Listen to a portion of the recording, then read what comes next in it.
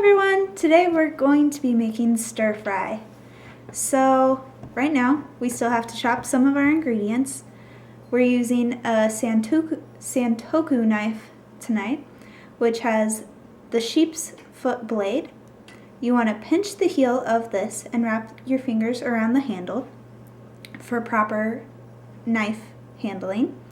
And when you're cutting, you want to keep an open chest area and have your feet about shoulder width apart, and you're going to be making a circular motion. Now with your other hand, you're going to be making a claw so you don't chop off any of your fingers, which would be terrible. Okay, so with the onion, we're going to be following the little lines that are already genetically on every onion, which is excellent for our purposes because it creates nice even pieces. And I chopped this onion into half because everything else will be around the same size as this, about 1 inch long and then 1/4 of an inch in width and thickness. And this is ideal for stir frying because you don't want any of your vegetables to be unevenly chopped or unevenly cooked. So we'll put that in the bowl that we already have going. So that is how to chop up an onion. For the pepper, we're only going to be using about half of it. So we'll cut off 2 of those walls, save the rest for later. You don't want this inside piece because that tends to be better. We'll just chop that out real quick with the tip of the knife. And then we'll be cutting this on the flesh side just because it's a little bit easier than chopping on the skin side. And after we're done with that, we're going to gather it up, chop it all in half so it's about 1 inch long as well.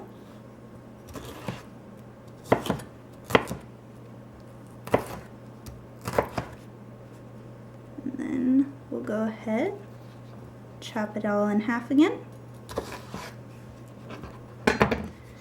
Put it in the bowl with the rest of our already cut vegetables. And then we have a carrot. We're gonna again cut it into about 1 inch because that's the size of the other vegetables that we already have. Go ahead, cut down the split side. And this cut is kind of like a julienne because you have 1 inch long and then 1/4 of an inch by 1/4 of an inch.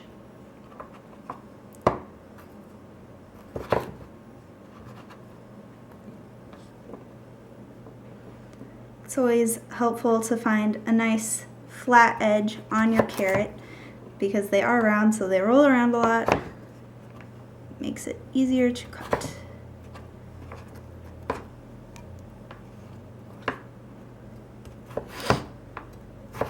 And since I already cut up a carrot before, we'll just save these pieces for another recipe. So now we're going to turn our wok on to full heat, and our chicken has been marinating over here. When we put the chicken on, non-enzymatic browning will occur, and a reducing sugar is bound to an amino group, which in this case is the protein on the surface of the chicken. The compounds will create the brown pigment on the chicken and flavoring and the aroma. To test the heat of the pan, you want to take a few water droplets, and if they evaporate in 1 to 2 seconds, you know your wok is ready. So we're going to go over to the sink, and they are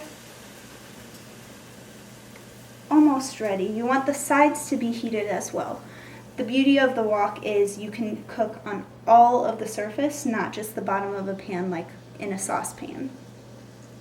So we'll give that a few more seconds and then be ready to put the chicken on. So now we're going to put the chicken on, and I will have to turn on the vent at this point or else my smoke alarm will go off.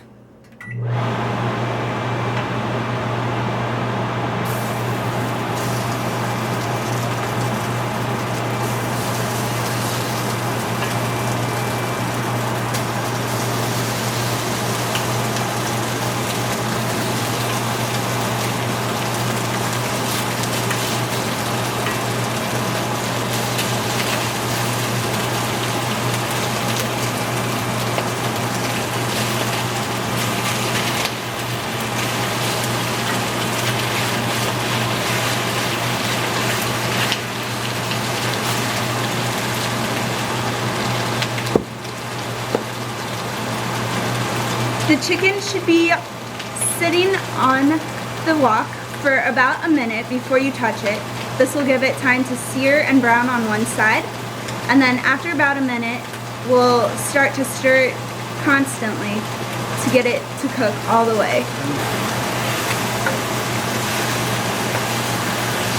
We are now stirring for about a minute.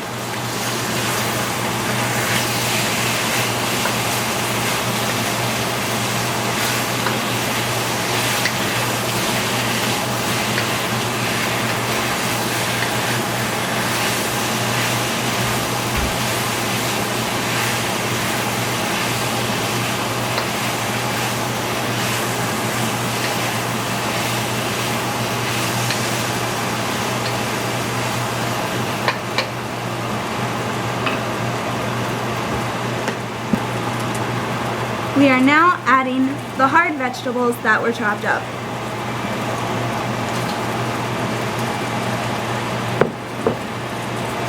And about a tablespoon of oil. After all your hard work, here's what you should have. Nice cooked chicken. Veggies are still crisp and bright and colorful. Hope you enjoyed this.